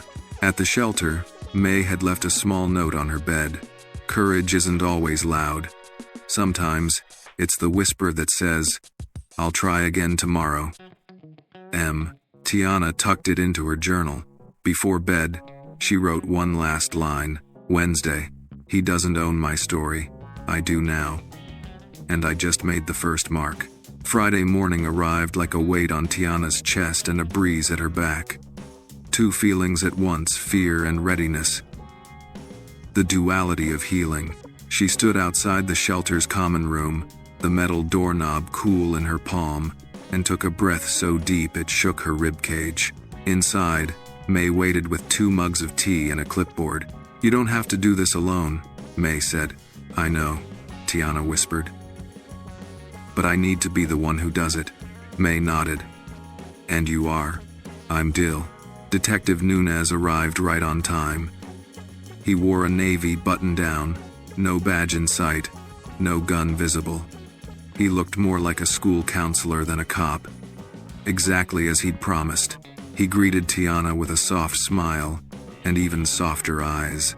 "We'll keep this simple," he said. "You tell your story. I'll listen. We'll pause when you want. I'll ask questions only if you say it's okay." Tiana sat with her back straight, her hands folded in her lap. May sat nearby, silent but present. The room was quiet except for the tick of the shelter's clock and the scratch of the detective's pen. And then Tiana began. "I met Reggie in the break room at my old job. He was charming, funny. He brought me coffee with cream even though I never told him I liked it that way." Her voice wavered. Nunez didn't interrupt. At first, it felt like protection. He'd check in, call me 3 times a day, told me I didn't need friends. Just him. She paused. Her fingers trembled. "He never hit me. Not with fists. Not right away. But he yelled. He controlled. He'd take my phone, told me how to dress, made me quit work." Nunez nodded slowly. "Did you feel afraid?" Tiana's jaw tightened. "Every single day." She told him about the first shove, the first slam door, the night he punched a wall and told her that could have been you.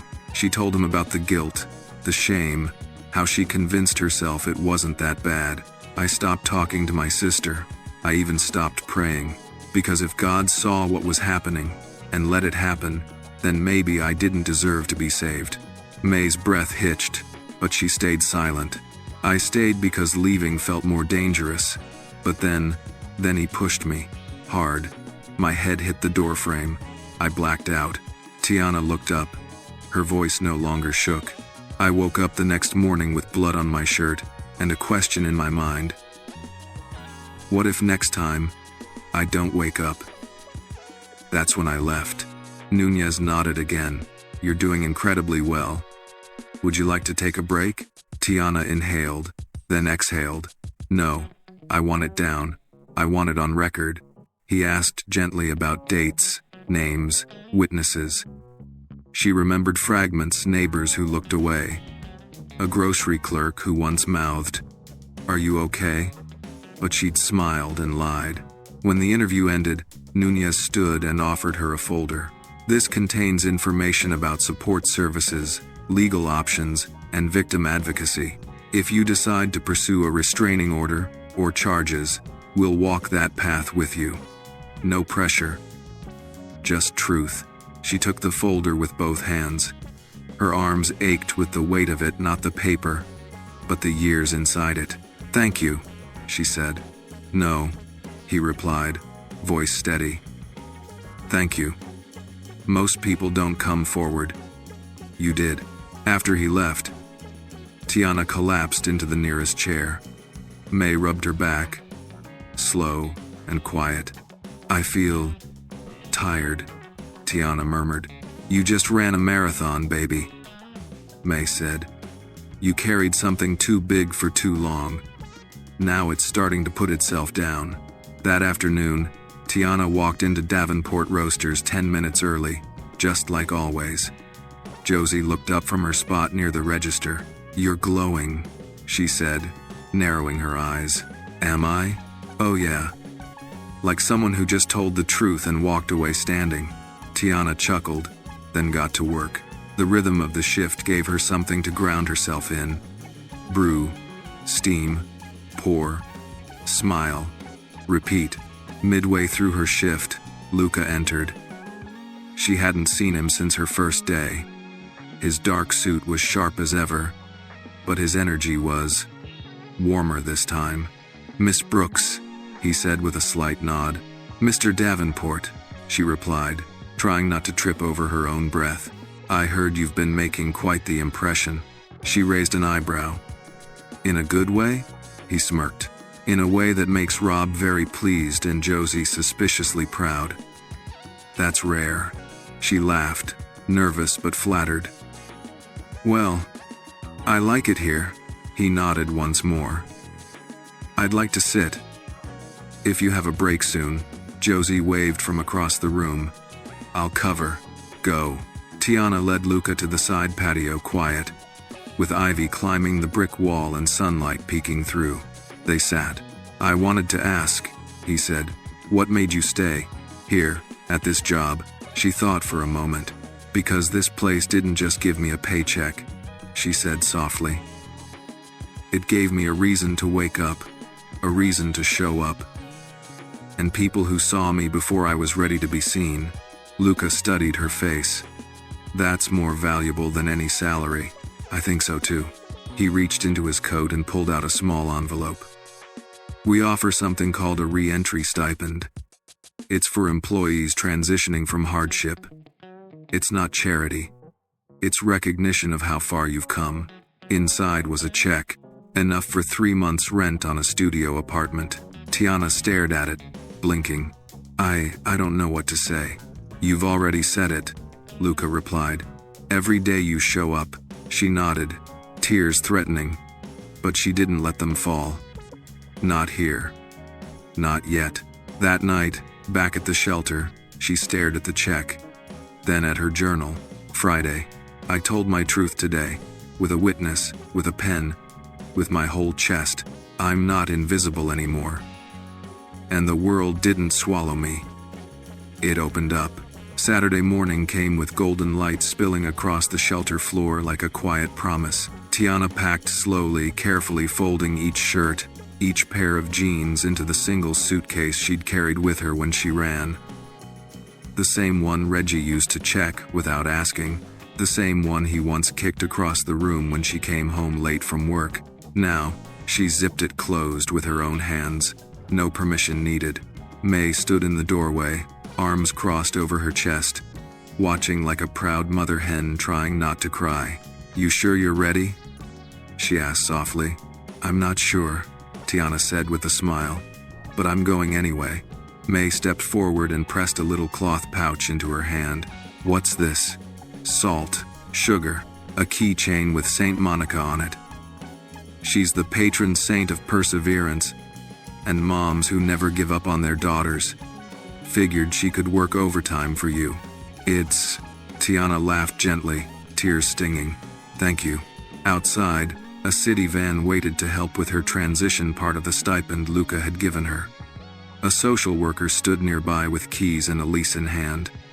Tiana waved goodbye to the women of the shelter. Kim blew a kiss. Denise gave her a thumbs up and whispered, "First hot shower in peace? Take your time, girl."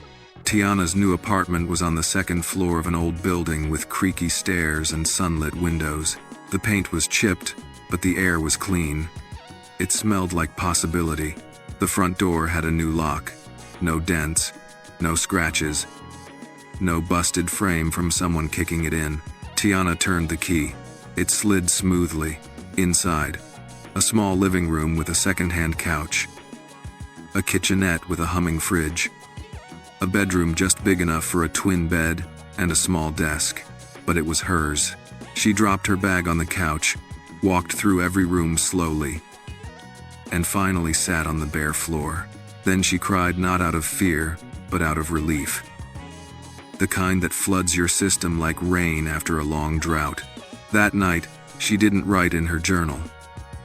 She wrote on the back of her hand, in ballpoint ink, "I'm home." Sunday morning, Tiana woke with sunlight dancing on her pillow. No nightmares, no shouting from the hallway, no footsteps that made her flinch, just quiet. She got up, brewed coffee in the tiny machine May had gifted her, and sat by the window to watch the city breathe. People walked dogs. Kids biked by. A neighbor played Motown from a speaker on their balcony. Tiana smiled. After church, her first in over 2 years, she returned home and found a package waiting at her door. Brown paper. No return label. She opened it slowly. Inside was a single book. Their Eyes Were Watching God by Zora Neale Hurston. Taped to the front was a note, written in familiar handwriting. "This book reminded me of you, a woman finding her voice in a world that tried to silence her. Keep speaking. L." She pressed the book to her chest, eyes closed. That evening, Tiana returned to the café not to work, but just to be there. Josie was closing up, flipping chairs onto tables. "Well, look who wandered back in." Josie grinned. "Missing the smell of espresso already?" "I missed the music," Tiana said. "And the people." Isnotable. "You brought your journal?" Tiana held up the leather-bound book. "Want a booth or the patio?" "Patio." She sat under the string lights, scribbling notes for a story she hadn't yet decided to write. The ideas came slowly, but they came. Maybe one day she'd write it all down. Maybe one day her name would be on a cover, and some girl in another shelter would find it and whisper, "Me too." She stayed until closing. When Josie walked her out, she said, "You're different, you know, to Waitress." "I hope so," Tiana said. "No," Josie replied. "Not like that. I mean, you're standing taller. You've got roots now. You're not running anymore." That night, back in her apartment, Tiana opened her journal again. Sunday. There's peace in small places. A folded blanket, a chipped mug, a neighbor who says hi. And there's power in owning your own keys, in choosing who gets to knock. "This is mine. I earned this. I won't give it back." Monday started with a soft knock at the apartment door. Tiana, still in her robe, paused with her coffee halfway to her lips. She wasn't expecting anyone, not May, not the super, not even a delivery. She peered through the peephole. No one. But when she opened the door, a small bouquet sat on the floor, wildflowers and eucalyptus wrapped in brown paper, tied with a piece of twine. There was a note, handwritten on a folded napkin. "I'm sorry. Please call me." No name, no number. But she knew who it was. Her stomach turned. She took the bouquet inside and set it on the counter like it might bite her. She stared at it for a full 5 minutes. The flowers were fresh, vibrant. They smelled like spring and something else, manipulation disguised as gentleness. Reggie had always known how to make cruelty look like kindness. She sat at the table and stared at the note again. Her hands trembled. Not from fear, at least not the kind that used to freeze her. This was different. She reached for her safe phone and called May. "May," she said. "He left flowers at my door." There was a beat of silence. "Did you see him?" "No. Just the flowers and the note. No name. But it's him." "Done." May sighed on the other end. "That means he found your building. I didn't tell anyone where I moved. He may have followed you, or called shelters, or waited near the cafe." Tiana's chest tightened. "What do I do?" May's voice dropped into a low, calm firmness. "You breathe. Then you call Officer Nunez." An hour later, Detective Nunez met her outside her building. He wasn't in uniform, just slacks and a windbreaker. He carried a small notepad and a calm that helped steady her shaking hands. "You didn't touch the note?" he asked. "No," she said. "I just brought it in and called May." "Good. We'll bag it. If he left prints, we'll know." "But I never filed a restraining order," she said quietly. "Not yet. This changes that," Nunez replied. "He showed up uninvited. That's trespassing. And the fact that he left a message with emotional weight? That's psychological pressure. You're not overreacting." She nodded, trying not to cry. "May I ask," Nunez continued, "how you want to handle this?" "I want him to know I'm not afraid," she said.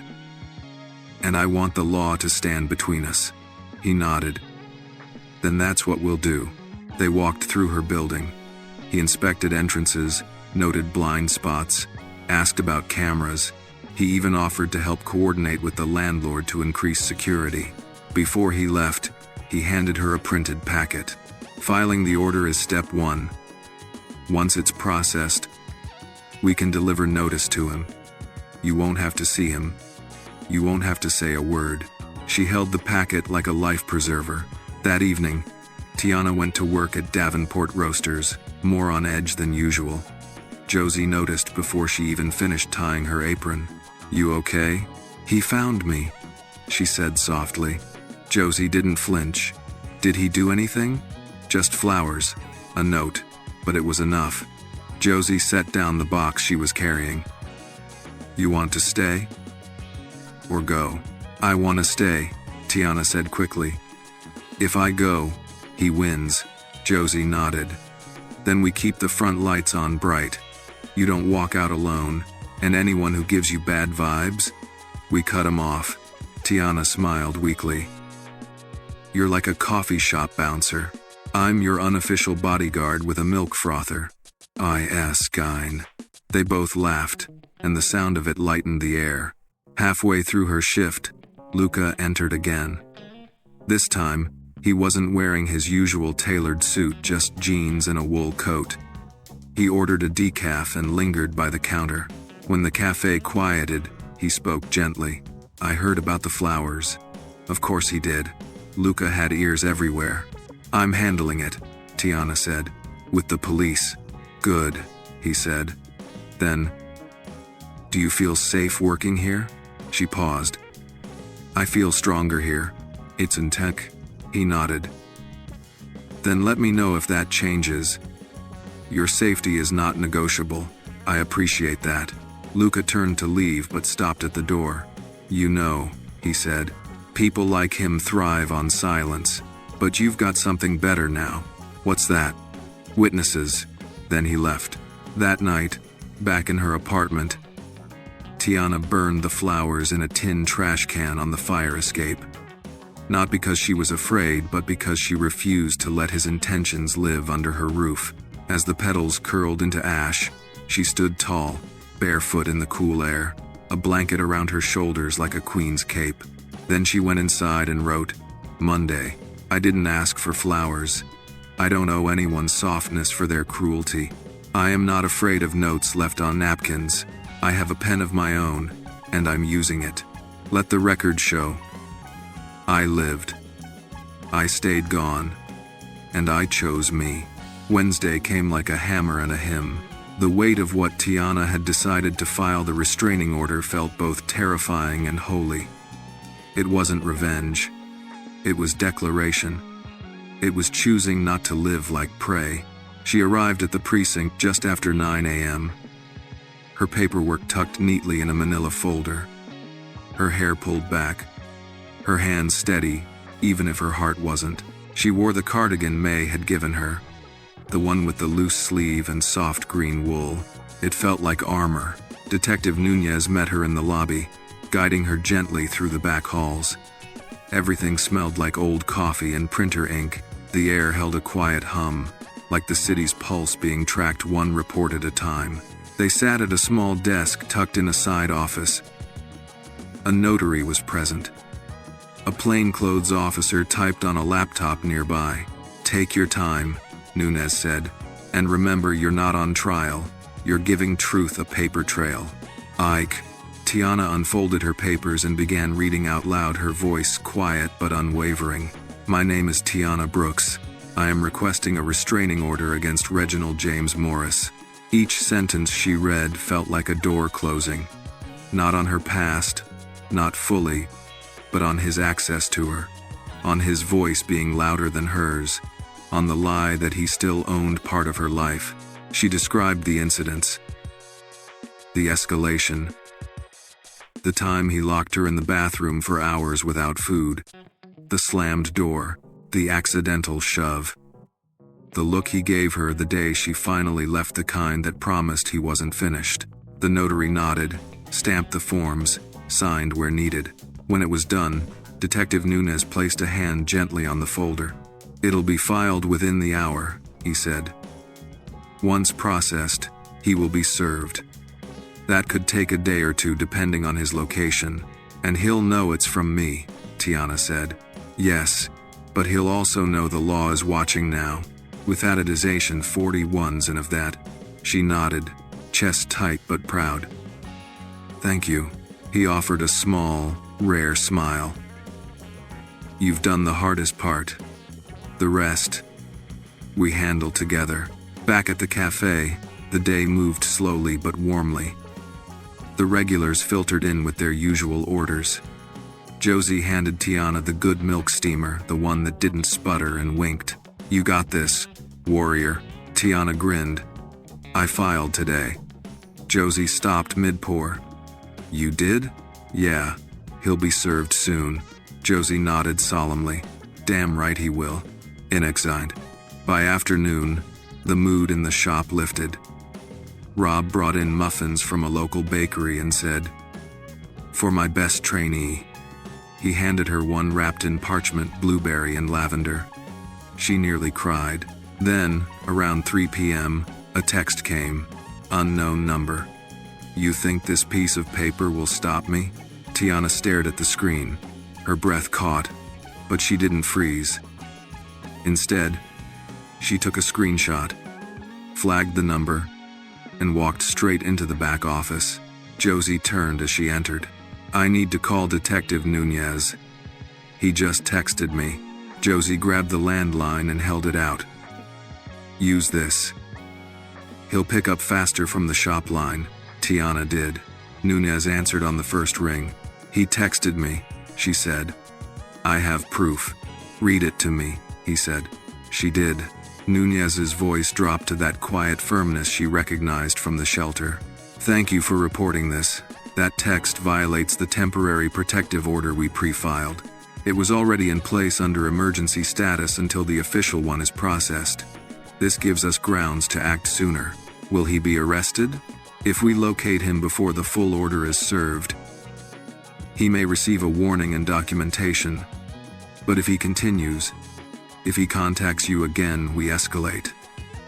You've done exactly the right thing, Tiana. She hung up. Her hands were steady. Josie stood at the door, arms crossed. You okay?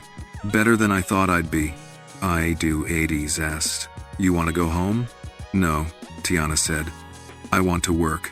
I want to finish my shift. This is my space now. Josie smiled wide. Damn right. That night, Luca stopped by, unannounced. Not as a boss, but as someone who understood. I heard what happened, he said. Nunez briefed me. You did everything right. Tiana nodded.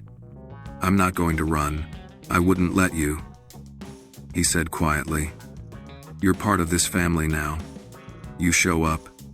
You care. You protect the energy of this place. So we protect you. He pulled out a small key from his pocket. I had a panic button installed behind the counter. Press it, and police will be called. No questions, just help. Tiana took the key with trembling fingers. Thank you. Don't thank me, he said. Thank yourself for surviving long enough to walk into your own power.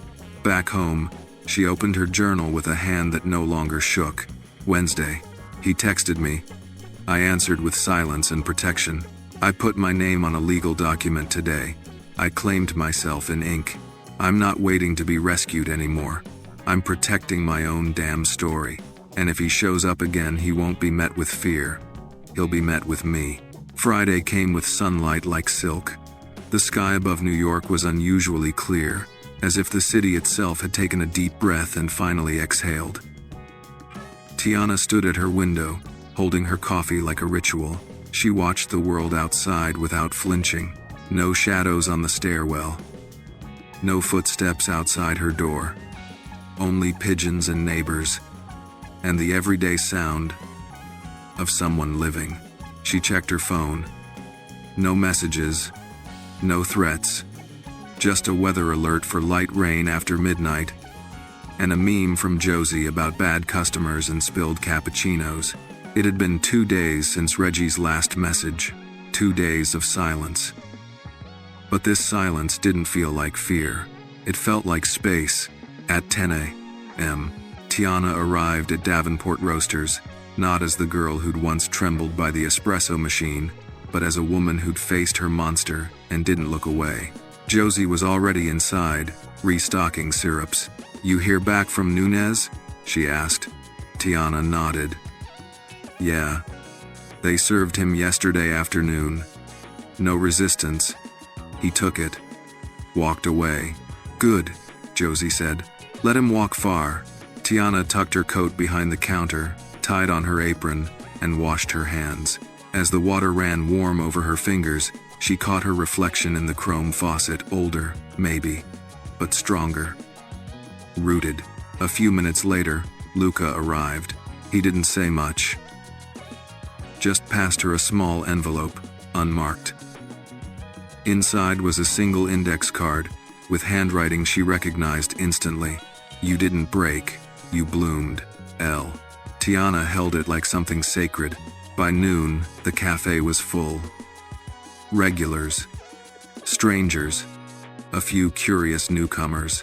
Tiana moved through them like music serving, smiling, laughing. She made foam hearts and clean pores. She asked names and remembered faces. Mid-shift, Josie nudged her. "You have someone at table 5. Tiana turned and her heart paused. It was her sister, Janelle, 5 years older, sharp cheekbones and a softer voice than Tiana remembered. They hadn't spoken in almost 3 years. Tiana wiped her hands and walked slowly over. Her throat tight, her stomach light. "Hey," she said. Janelle stood. Her eyes were wet. "Hi, T." Tiana stared at her. "How did you?" May reached out. Janelle said. "She thought I should know. I didn't know what you were going through. I would have helped. I swear. I know," Tiana said softly. "But I wasn't ready to be found then." They sat across from each other, steam curling from a pair of mugs. "I'm proud of you," Janelle whispered. "You left." "I had to," Tiana replied. "I was disappearing. I see you now. I see." Tiana looked at her sister's face, older, wiser, weathered by guilt. And she didn't feel bitterness. She felt belonging. After the cafe closed, Josie pulled her into a hug. "You were made for more than just surviving," she whispered. "You were made for this. For starting over. For building something." Saturday morning, Tiana visited the shelter. Not because she needed a bed, but because someone else did. A new girl had arrived overnight. Young, scared, shoulders curled inward like she wanted to disappear. Tiana brought her a warm cup of tea and sat down beside her. "I was where you are," she said. The girl looked up, startled. "You?" Tiana nodded. "It gets better. Not easier, but better. You just need your first small win. And I'll be here to see it." The girl blinked, and a single tear rolled down her cheek. Tiana didn't reach for it. She just stayed. That night, in her apartment, she lit a candle. Not for prayer. For remembrance. For light. She sat on the floor, back against the couch, and opened her journal for the last entry. Friday. It's over, and it's only just beginning. He got served. But more than that, I stood up. I stayed. I built a life that isn't made of fear. I forgave myself for staying too long, for being too silent, for surviving in the only ways I knew how. And I forgave my voice for hiding, because when it came back, it shook the ground. I have a key. I have a name. I have people. I have peace, not because he let me have it, but because I chose it. Every single day. This is my story, and I'm not done telling it. She closed the journal. This time, there were no tears. Just a quiet victory, hers and hers alone. This story is a quiet yet powerful reminder that healing isn't loud, it's steady. It teaches us that courage often begins in silence, in the decision to leave, to speak up, or simply to stay alive one more day. Tiana's journey shows that even in a world that overlooks the voices of the vulnerable, especially Black women, choosing to protect your peace is an act of rebellion and resilience. The story reminds us, you don't need permission to take back your life.